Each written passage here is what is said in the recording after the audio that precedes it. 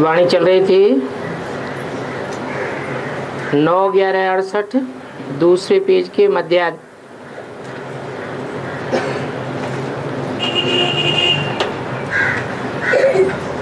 बात चल रही थी एक बाप के सिवाय दूसरी कोई तरफ बुद्धि न जाए, इसमें बड़ी मेहनत की बात है। सिर्फ एक बाप की ही याद रहे और ये देह भी याद ना आए। ये अवस्था तुम्हारी पिछाड़ी को होगी।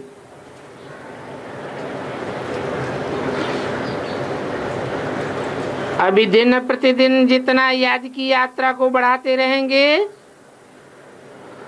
उसमें तुम्हारा कल्याण ही है। जितना याद में रहेंगे उतना ही तुम्हारी कमाई होगी।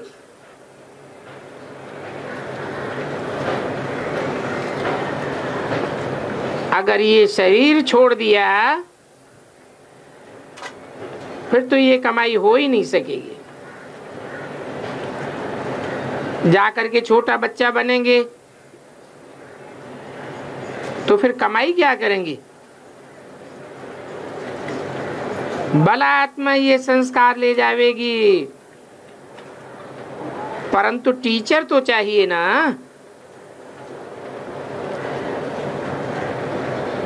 जो फिर तुमको स्मृति दिलावे। ये बाप भी तुमको स्मृति दिलाते हैं कि बाप को याद करो। ये बात सिवाय तुम्हारे और कोई को पता नहीं है कि एक बाप की याद से ही हम पावन बनेंगे। वो तो गंगा स्नान को ही ऊंच मानते हैं।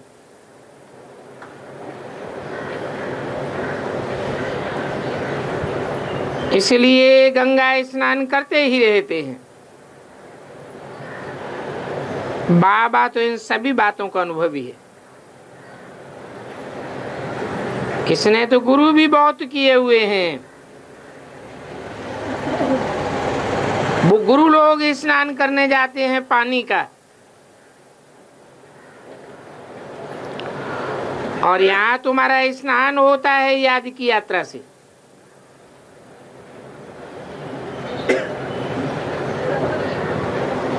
सिवाय बाप की याद के तुम्हारी आत्मा पावन नहीं बन सकती। इसका नाम ये योग अर्थात याद की यात्रा।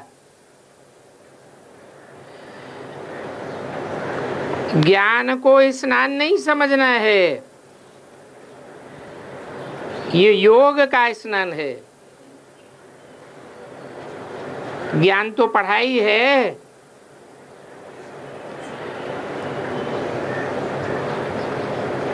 योग जिससे पाप कटते हैं। तो ज्ञान और योग दो चीजें हैं। ज्ञान से पाप नहीं कटेंगे, याद से ही जन्म जन्मांतर के पाप भस्म होने हैं। बहुत से बच्चों की ये पता ही नहीं है कि ज्ञान किसको कहा जाता है और योग किसको कहा जाता है। ये दोनों अलग अलग चीजें हैं।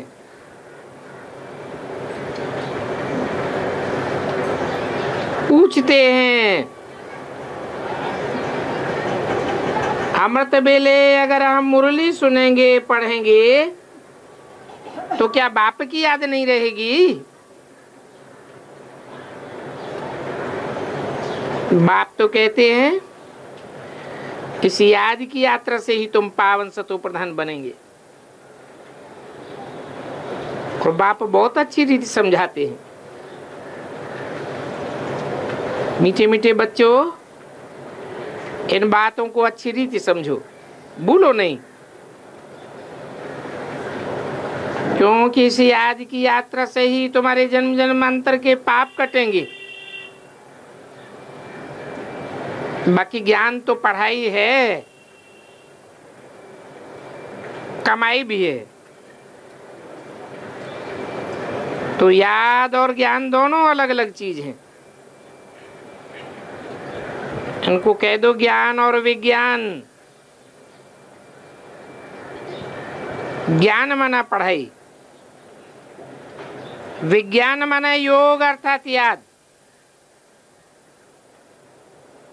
तो दोनों में से किसको ऊंचे रखेंगे? ज्ञान को ऊंचे रखेंगे व योग को। ये याद की यात्रा बहुत बड़ी है और इसमें ही मेहनत है। स्वर्ग में तो तुम सभी जावेंगे,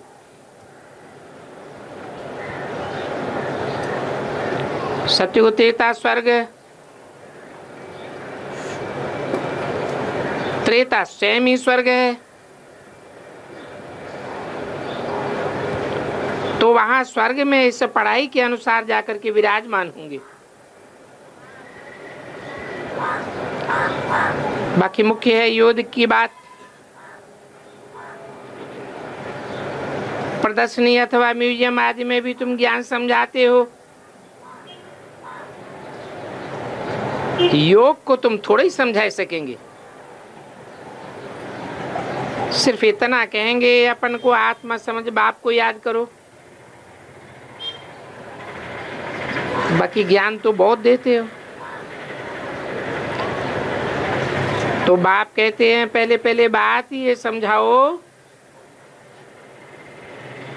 कि अपन को आत्मा समझ परमात्मा बाप को याद करो। ये ज्ञान देने के लिए ही तुम चित्र आदि बनाते हो। योग के लिए कोई चित्र आदि की दरकार नहीं है। ये चित्र सभी ज्ञान समझाने के लिए है, ज्ञान समझाने के लिए बनाए जाते हैं। अपन को आत्मा समझने से ही देह का अहंकार बिल्कुल टूट जाता है। ज्ञान में तो जरूर मुख चाहिए वर्णन करने के लिए, और योग की तो एक ही बात है, अपन को आत्मा समझ बाप को याद करना। पढ़ाई में तो देह की दरकार है, शरीर बिगड़ कैसे पढ़ावेंगे, और तुम पढ़ेंगे भी कैसे? पतित पावन बाप है तो उनके साथ योग लगाना पड़े, परंतु ये बात भी कोई जानते नहीं है। बाप खुद आकर के सिखलाते हैं। मनुष्य मनुष्य को कभी योग सिखला नहीं सकता। तो बाप ही कहते हैं मुझे याद करो। कृष्ण नहीं कह सकते हैं कि मुझे याद करो। कोई भी गुरु आदि नहीं कह सकते मुझे याद करो। क्यों नहीं कह सकते? क्योंकि सब देह अभिमानी है। इसको कहा जाता है परमात्मा ज्ञान। वो परमात्मा ही ज्ञान का सागर है। ये बड़ी समझने की बातें हैं। सभी को यही समझाओ कि बेहद के बाप को याद करो। वो बाप ही नई दुनिया स्थापन करते हैं। रावण क्या चीज है ये भी कोई नहीं जानते।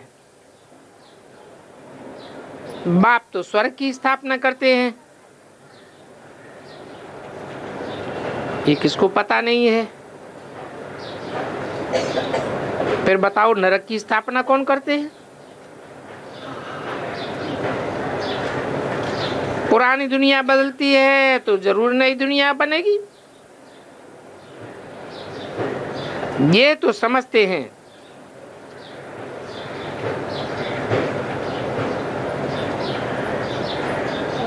कि अभी हजारों वर्ष अजन पड़े हुए हैं,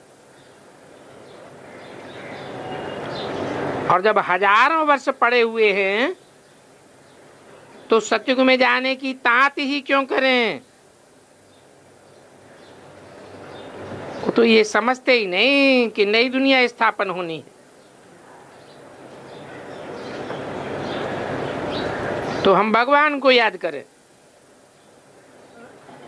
उनके तो ध्यान में भी नहीं है, तो वो ख्याल ही क्यों करेंगे? वो भगवान को याद ही क्यों करें? तो ये भी तुम जानते हो, परमपिता परमात्मा शिव भगवान तो एक ही है। उनको हमेशा कहते हैं ब्रह्मा देवताय नमः, विष्णु देवताय नमः, फिर पिछाड़ी में कह देते हैं शिव परमात्मा ही नमः।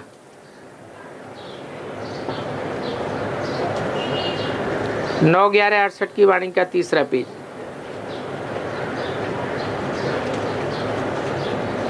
तो पिछाड़ी में जो शिव परमात्मा ही नमः कहते हैं,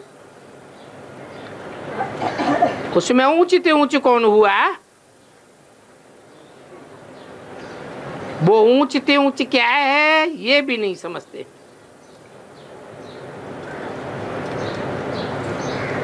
अगर भीतर ठीक कर में है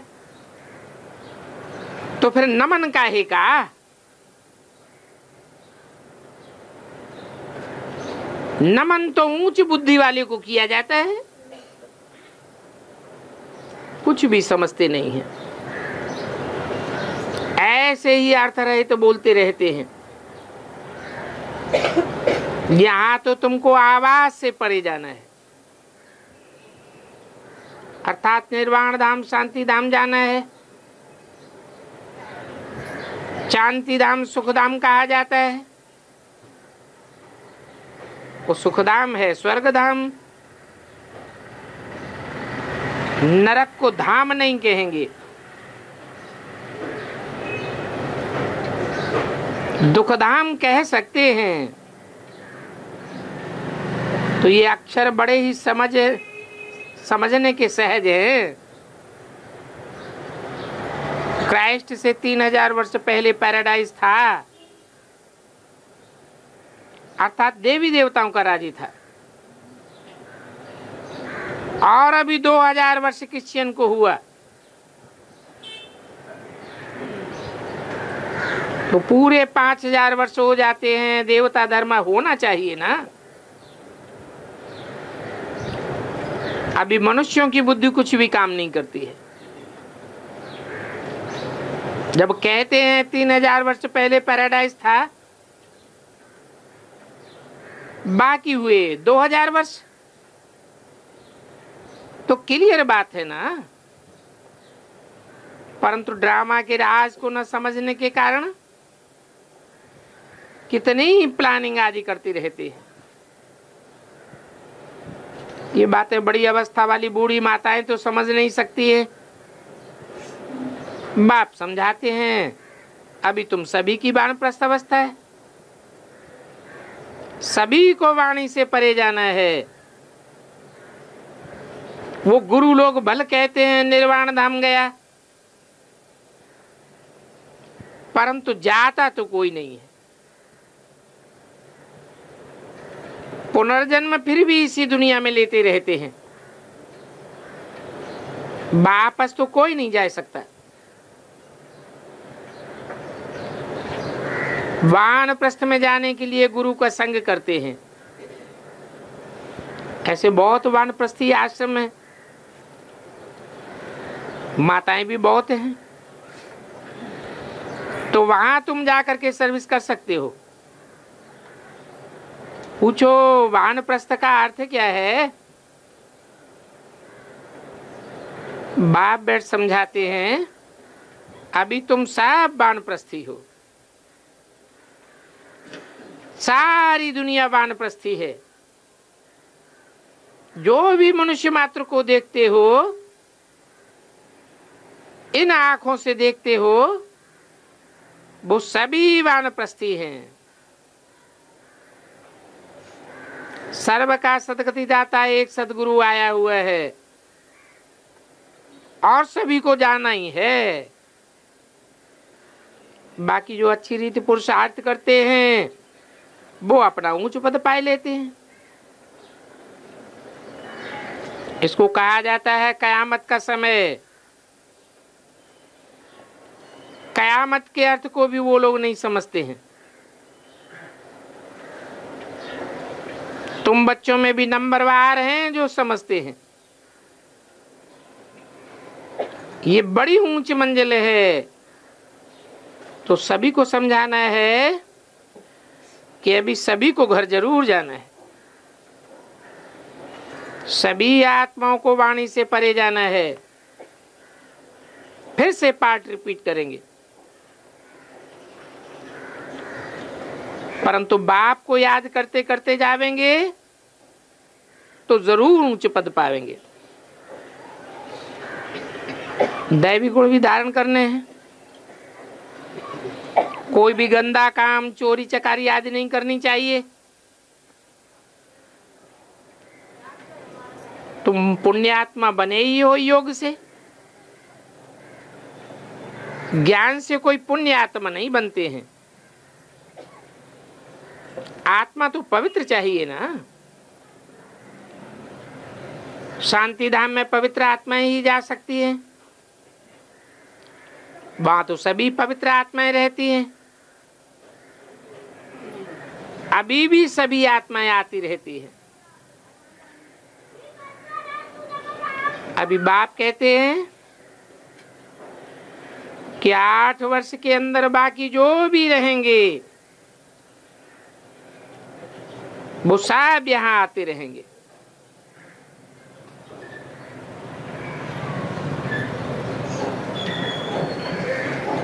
उसके बाद आना बंद हो जाएगा।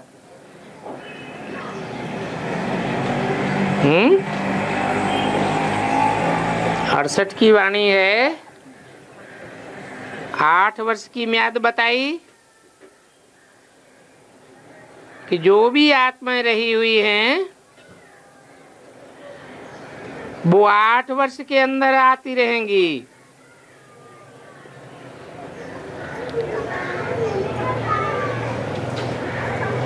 तो 8 वर्ष के बाद आत्माओं का आना बंद हो गया क्या?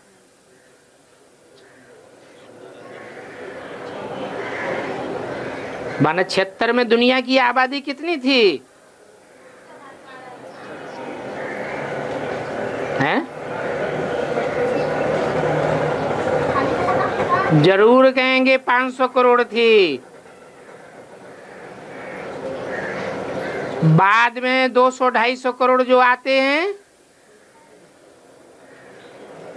वो तो कीड़े मकोड़े मच्छर मिसल जैसे हैं।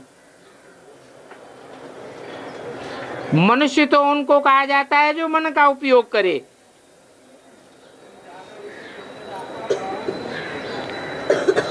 तो तुम बच्चों को आत्मिक स्थिति बनाने के लिए याद की यात्रा में बहुत रहना है। यहाँ आने से तुमको आत्मिक स्थिति में रहने में मदद अच्छी मिलेगी।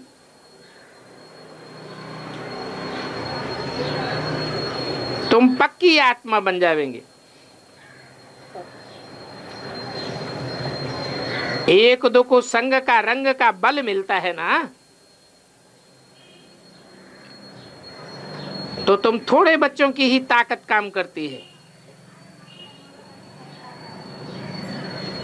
दिखाते हैं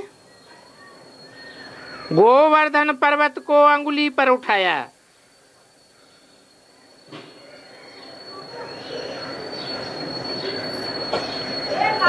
तुम्हें गौएं कहो, गोप गोपियां कहो,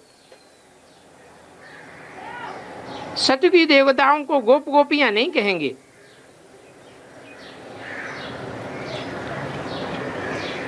तो तुम अपनी सहयोग की अंगुली देते हो। आयरन एज दुनिया को गोल्डन एज बनाने के लिए, अर्थात नरकवासी को स्वर्गवासी बनाने के लिए। तुम एक बाप के साथ बुद्धि का योग लगाते हो। योग से ही पवित्र बनना है। इन बातों को भूलना नहीं है।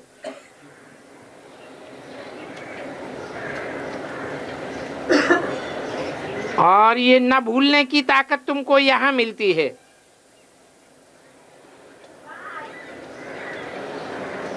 बाहर की दुनिया में तो आसुरी मनुष्यों का संग रहता है।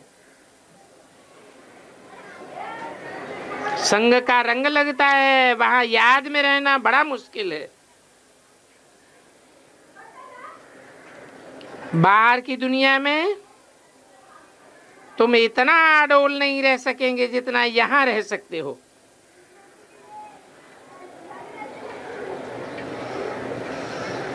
तो तुम ब्राह्मण बच्चों का संगठन चाहिए। कहते भी है संगौ शक्ति कलौ युगे। कलयुग में खास संगठन की शक्ति चाहिए, क्योंकि यहाँ तो सभी एक रस इकट्ठे होकर बैठते हैं, तो वाइब्रेशन की मदद मिल जाती है। यहाँ आकर के तुमको धंधा आदि कुछ भी याद नहीं रहता। तो बाहर की दुनिया में तुम्हारी बुद्धि कहाँ जाएगी?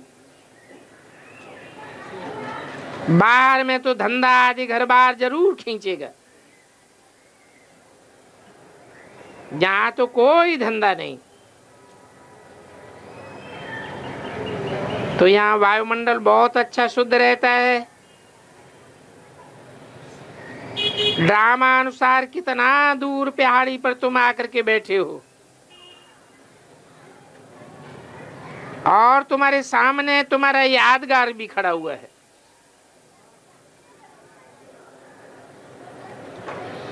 इसलिए बाबा कोशिश करा रहे हैं आबू में बड़ा म्यूजियम बने।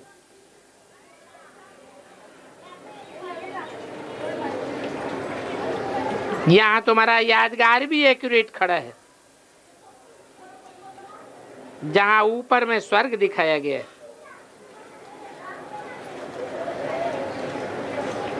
नीचे तपस्या में बैठे हैं। नीचे क्यों बैठाया गया है? घड़ी घड़ी तुम्हारी नीची स्टेज होती रहती है, इसलिए नीचे तपस्या में हो। जब अवस्था ऊंची चढ़ जाती है तो स्वर्ग हो जाता है, नहीं तो स्वर्ग को कहां दिखावें। तो बाबा कहते हैं यहाँ खास आकर के बैठो, अपनी जांच करो। हम बाप की याद में बैठे हैं। सुदर्शन चक्र भी फिरता रहे।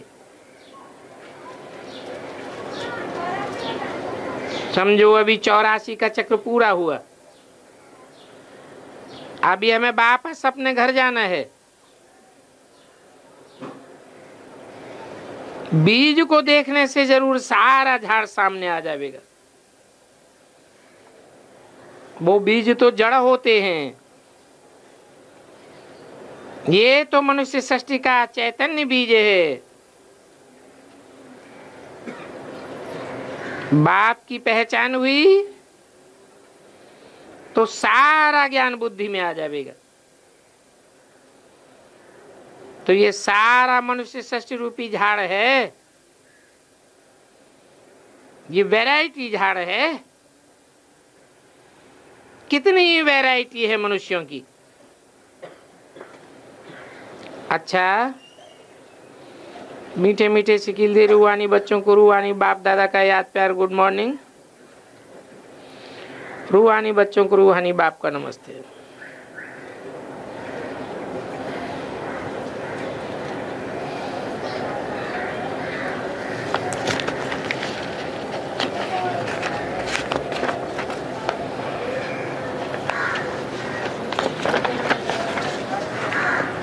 एक छोटा सा रात्रि क्लास है 8/11/68 का। सतयुग में कब एक दो को खुश खैरियत पूछते होंगे।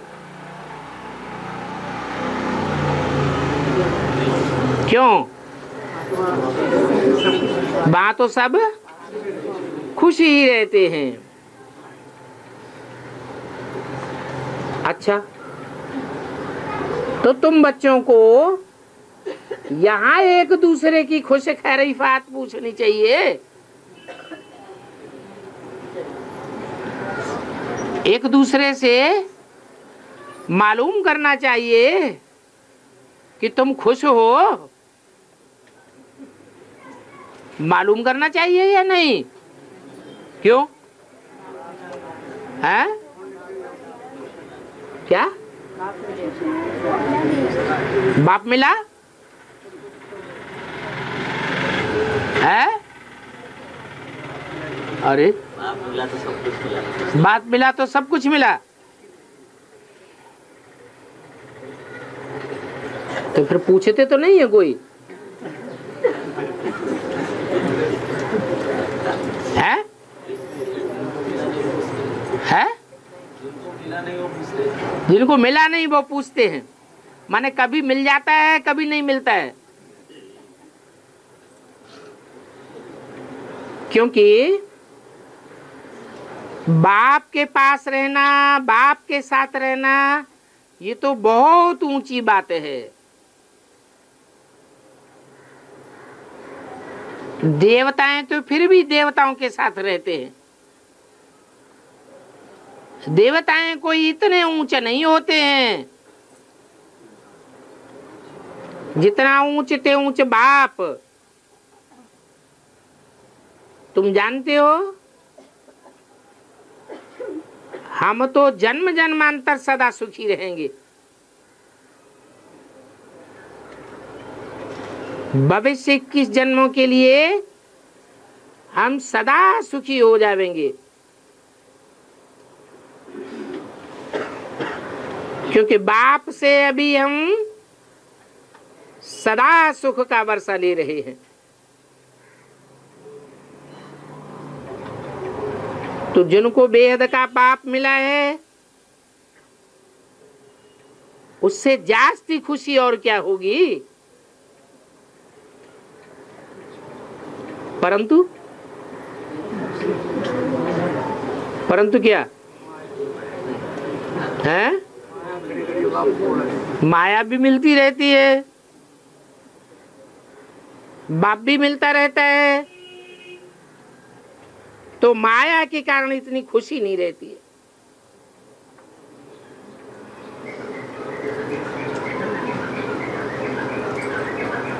तो जिनको खुशी नहीं रहती है,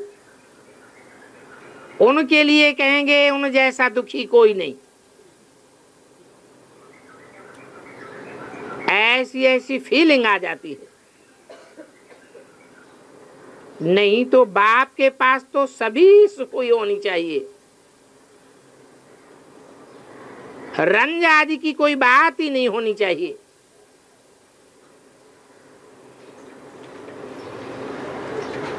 पूछते भी हैं, हेवनली गॉडफादर मिला तो फिर हम स्वर्ग में होना चाहिए, हम नरक में क्यों बैठे हैं?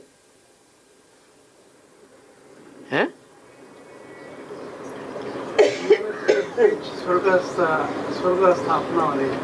स्वर्ग स्थापना हो रही तो स्वर्ग में अच्छी बात है ना।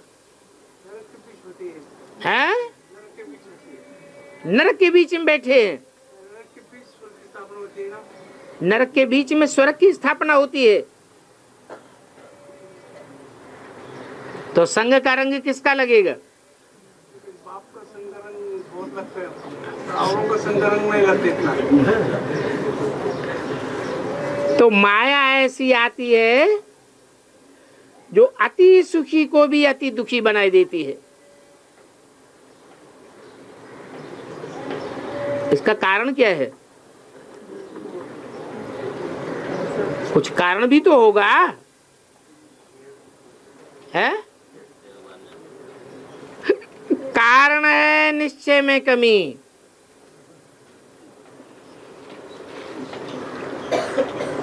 निश्चय बुद्धि विजयते, और विजय में खुशी होती है या दुख होता है? विजय है तो खुशी ही खुशी है, परंतु माया हराई देती है।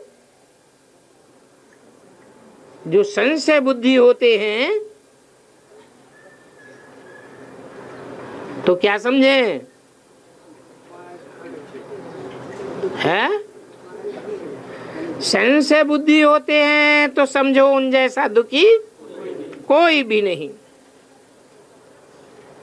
ये दुनिया भी ऐसी है। जो वेद का बाप, जिसको पतियों का पति कहा जाता है,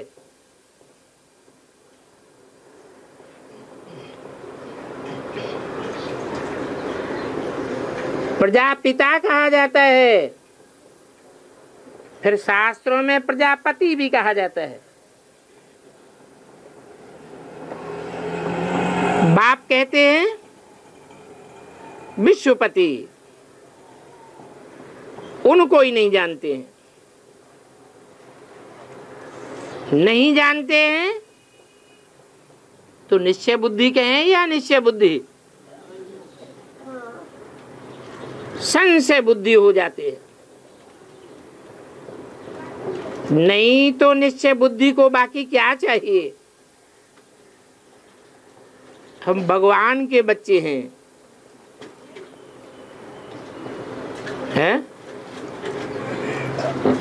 कोई मिनिस्टर के बच्चे नहीं हैं। मिनिस्टर के बच्चों को भी देखो कितना नशा रहता है। राजाओं के बच्चों को कितना नशा रहता है, और महाराजाओं के बच्चों को और भी जास्ती नशा रहता है। और यहाँ तो राजाओं का राजा बनाने वाला बाप आया हुआ है। उनसे ऊंचे तो कोई हो ही नहीं सकता दुनिया में।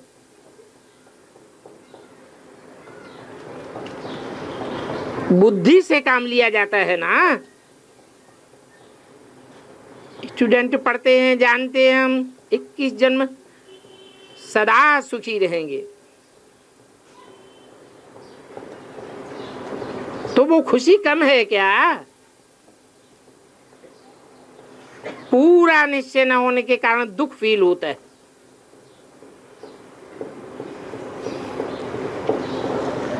नहीं तो मनुष्य को और क्या चाहिए? गाया भी जाता है, पाना था सो पा लिया, बाकी क्या चाहिए?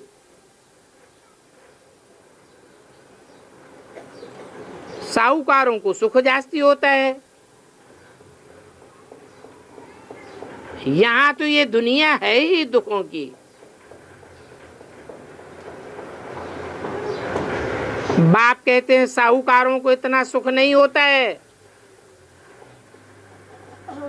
जितना अभी इस संगम युग में तुम गरीबों को सुख होता है।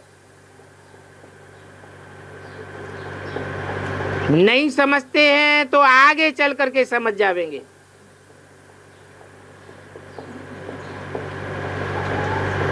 क्योंकि तुम गरीबों को बाप मिल जाता है।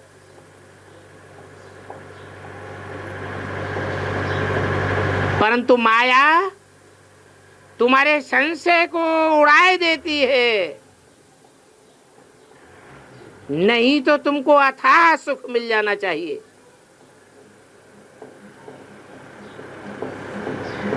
अभी तुम समझदार बनते हो।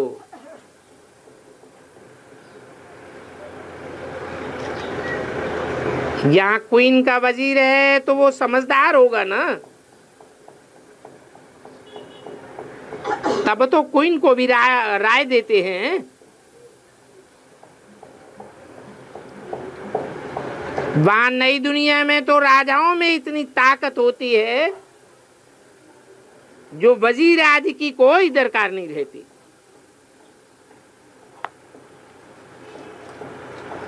इतनी ताकत होती है जो तुम्हारे ऊपर कोई भी चढ़ाई कर न सके।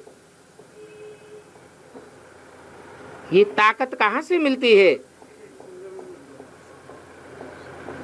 बाप से मिलती है, परंतु संशय बुद्धि को ताकत धूर भी नहीं मिलेगी।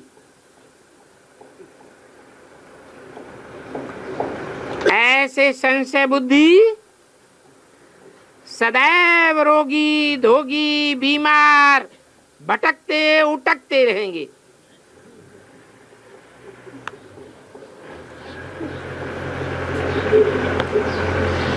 याद का बल ही नहीं है। जो दुख दूर हो जाए।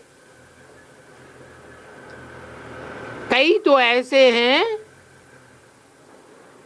जो मम्मा को ही याद करते रहते,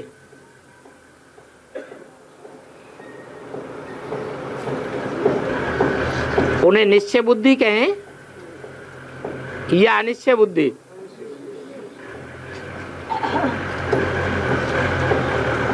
ऐसे संशय बुद्धि भी विनश्यंती हो जाएंगी।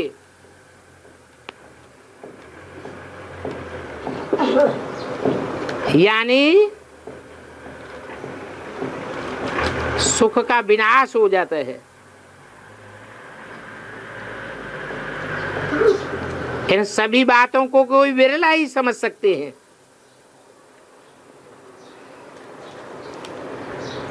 ऐसे तो बाबा है न ब्रह्मा का फोटो भी नहीं निकालने देते।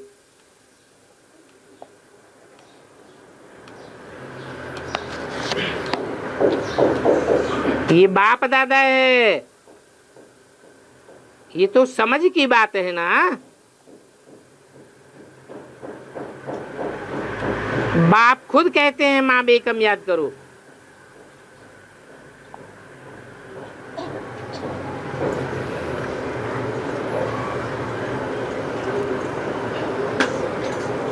ये तो रथ है।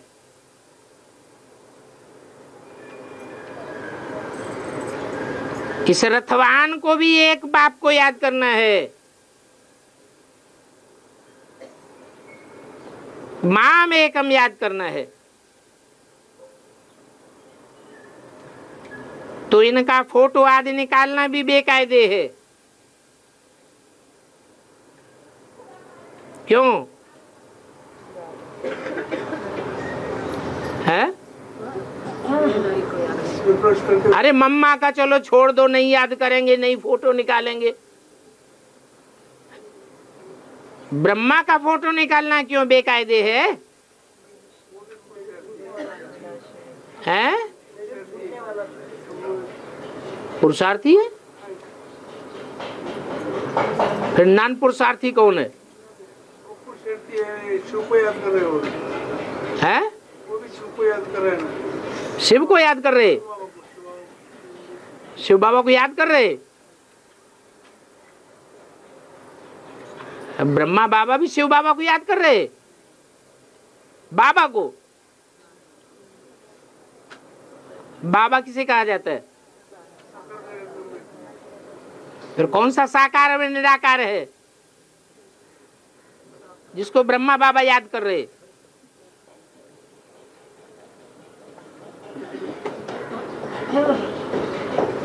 इनका फोटो आदि निकालना बेकायदे है,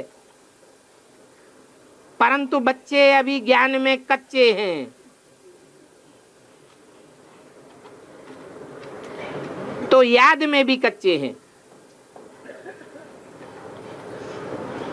गुह्य बातों को समझ नहीं सकते हैं। दुनिया में छोटे मोटे कवि होते हैं, उनकी कविता के मर्म को सब कोई नहीं समझ पाते। ये बाप तो कवियों का कवि है। ऐसी गुह्य गूढ़ भाषा बोलता है जिसका अर्थ ब्रह्मा और सरस्वती जैसी आत्माएं भी नहीं समझ पाती।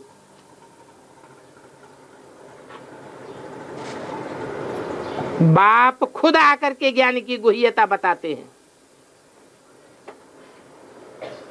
बाप के सिवाय और कोई बाप का परिचय दे भी नहीं सकता।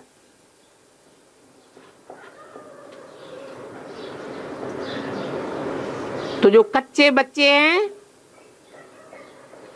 वो ऐसी ऐसी फोटो की बातें करते रहते हैं।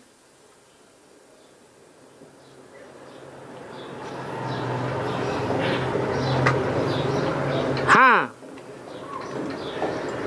झूले में झूलते हैं,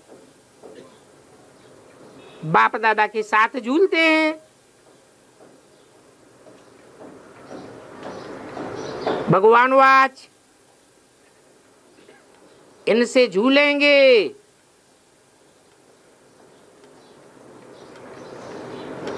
तो वहां भी झूलेंगे, परंतु झूलेंगे तब जब निश्चय बुद्धि होंगे।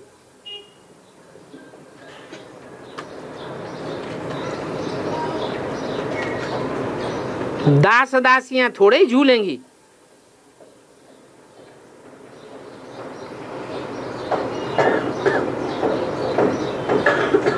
वो तो इन ज्ञानी की गुह्य बातों से बहुत दूर रहते हैं। ये बहुत बहुत समझने की बातें हैं। अभी जबकि सचखंड की स्थापना होती है तो तुम बच्चों को झूठ कब नहीं बोलना चाहिए, परंतु ऐसे ऐसे हैं जो कदम कदम पर झूठ बोलते हैं, तो उनका क्या हाल होगा। न चाहते हुए भी माया झूठ बुलवाती है, उल्टा सुल्टा काम कराती रहती है।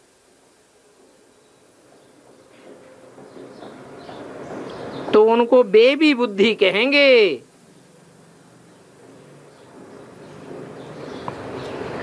सालिम बुद्धि नहीं कह सकते।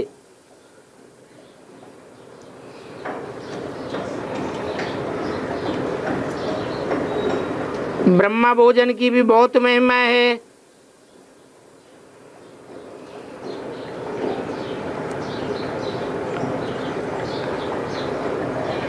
जिनको ब्रह्मा भोजन न मिले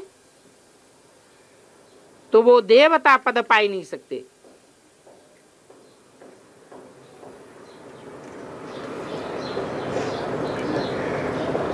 ये सभी समझने की बातें हैं। विचार सागर मंथन करते रहें तो समझ में आ सकती है। बड़े अच्छे दैवी गुण चाहिए। झूठ बोलना, किसी का दिल दुखाना, ये कोई दैवी गुण नहीं है। यहाँ देह अभिमान की सेफ्टी फर्स्ट रखनी है, नहीं तो माया बहुत तंग करती है, विकर्म कराती रहती है। जितना जितना देही अभिमानी बनते जाएंगे फिर कोई भी विकर्म नहीं हो, परंतु सभी पुरुषार्थी है नंबरवार। शरीर को तो देखना नहीं है। दधीच ऋषि मिसल रात दिन ईश्वरीय सेवा में अपनी हड्डी हड्डी स्वाहा करनी है।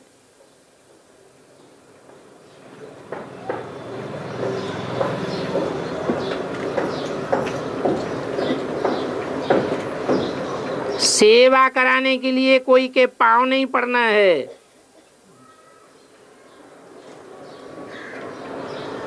कोई से मालिश आदि नहीं करानी है।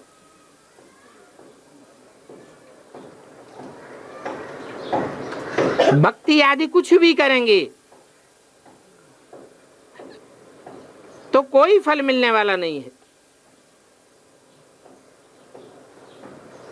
अभी बाप समझाते हैं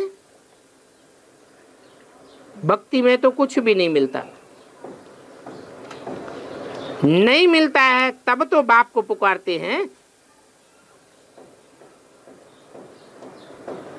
आगे चल के देखना,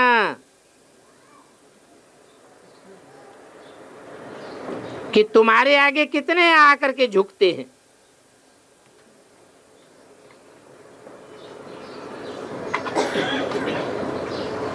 तब सब कहने लग पड़ेंगे इनमें तो ईश्वर की वाणी भरी पड़ी है।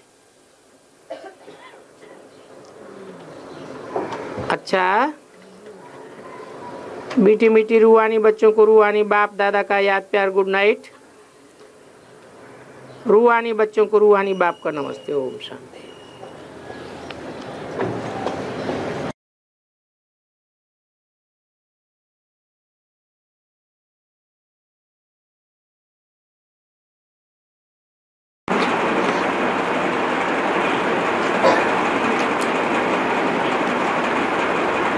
ओम शांति। एक छोटा सा रात्रि क्लास है।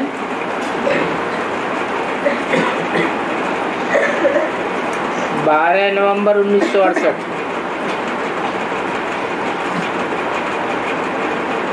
कहाँ बैठे हो?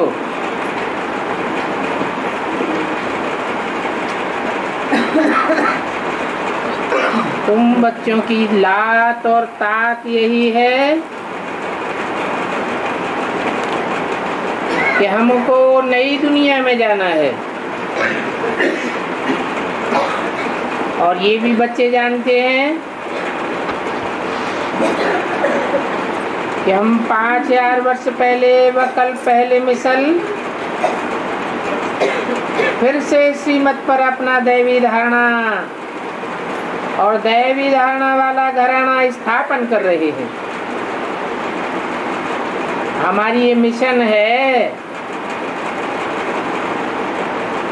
और ये ईश्वरीय मिशन है। तुमको भी कन्वर्ट करके हिंदू से देवता बनाना है। वो तो हिंदुओं को क्रिश्चियन बनाते हैं,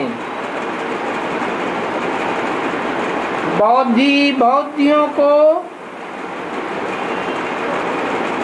और बहुत से हिंदुओं को बौद्धी बनाते हैं। ये फिर है ईश्वरीय मिशन। और ईश्वर तो खुद निराकार है।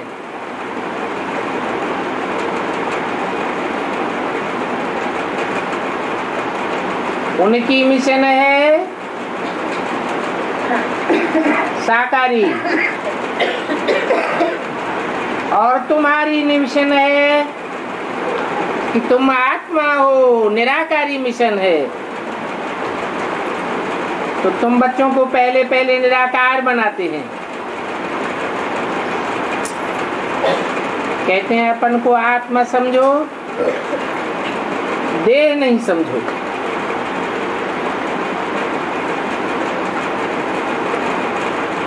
बताने वाला है खुद सुप्रीम परमात्मा और तुम हो आत्मा।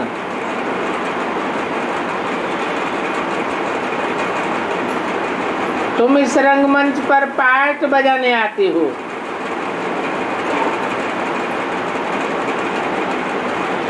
वो परमपिता परमात्मा सदैव कहाँ रहते हैं? परमधाम में रहते हैं, इसलिए उनको परमात्मा कहा जाता है।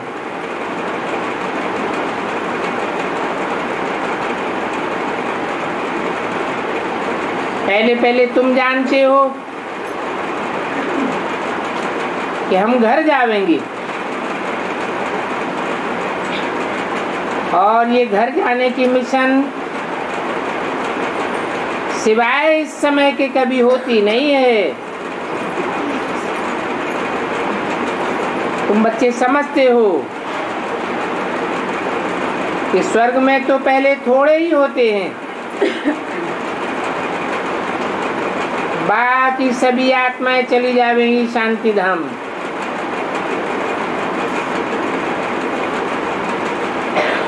तुम सतयुग से लेकर के कलयुग अंत तक पार्ट बजाते हो। सारी आत्माएं तो इतना ऑलराउंड पार्ट नहीं बजावेंगी। पहले तुम भी पुरानी दुनिया में थे, अभी तुम संगम पर हो। वास्तव में तो अभी सारी दुनिया संगम पर है। आज नहीं तो कल संगम में जरूर आवेंगे, क्योंकि ये है ही संगम का समय। परंतु उन दुनिया वालों को, विचारों को पता नहीं है, और तुम तो जानते हो ये आत्मा और परमपिता परमात्मा का संगम है।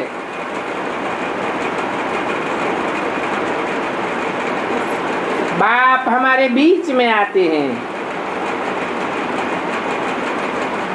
कलयुग अंत और सतयुग के आदि में आते हैं।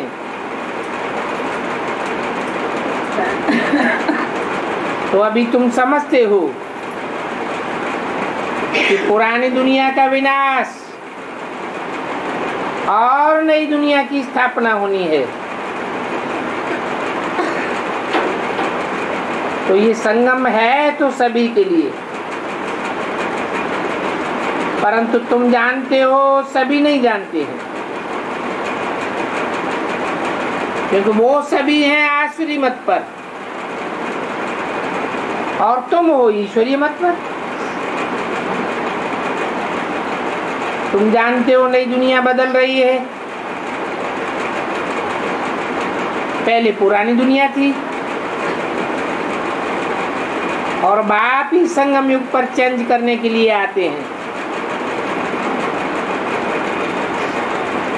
तो अभी पुरानी दुनिया पूरी हो, नई दुनिया होनी है। तुम बच्चे नई दुनिया के लिए अपनी राजधानी स्थापन कर रहे हो। ब्राह्मण ही अपने लिए नई दुनिया स्थापन करते हैं। अभी हम सो ब्राह्मण हैं, पास्ट में क्या थे? कहेंगे शूद्र। दुनिया तो वो ही है।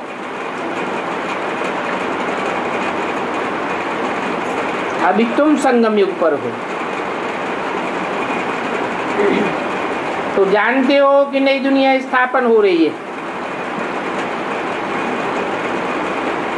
नई दुनिया में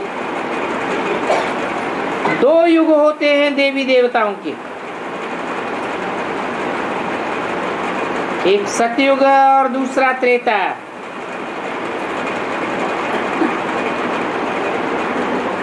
अभी संगम से लेकर त्रेतांत तक मुख्य 3 धर्म की स्थापना होती है। ये ब्राह्मण धर्म है फाउंडेशन। ब्रह्मा द्वारा फाउंडेशन पड़ता है ब्राह्मण धर्म का। जो सतयुग में देवता और त्रेता में क्षत्रिय बनते हैं, फिर द्वापर युग से इस्लामी, बौद्ध, क्रिश्चियन। तो ये बातें तुम बच्चे जानते हो।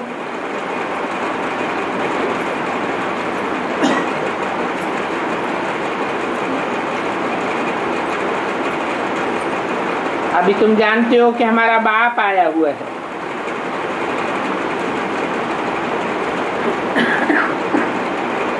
ये झंडे वाला बाप है।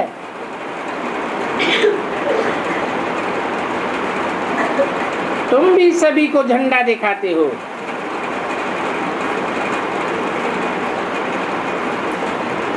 इस झंडे में बाप है, रास्ता बताने वाला।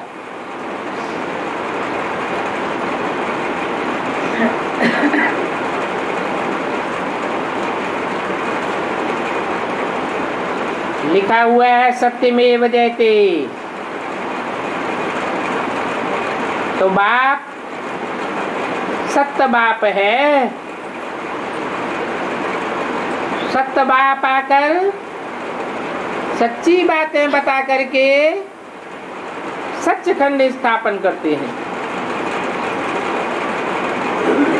वो भक्त बेचारे समझते हैं हम तो भक्ति से भगवान को पावेंगे।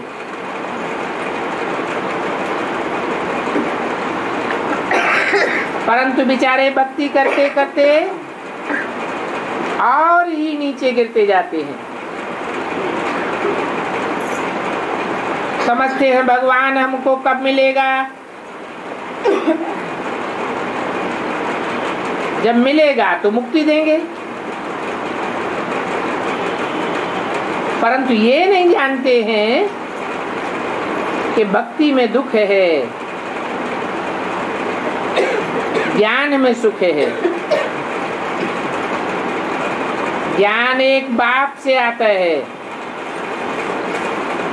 भक्ति अनेक गुरुओं से आती है। तो कहेंगे कि रावण से आती है,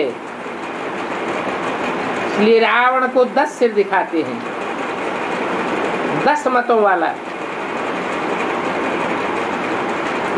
वो भक्त इन बातों को कोई जानती नहीं है।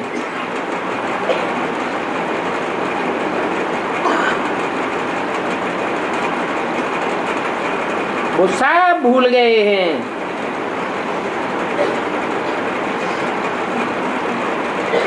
इस जन्म को भी भूल गए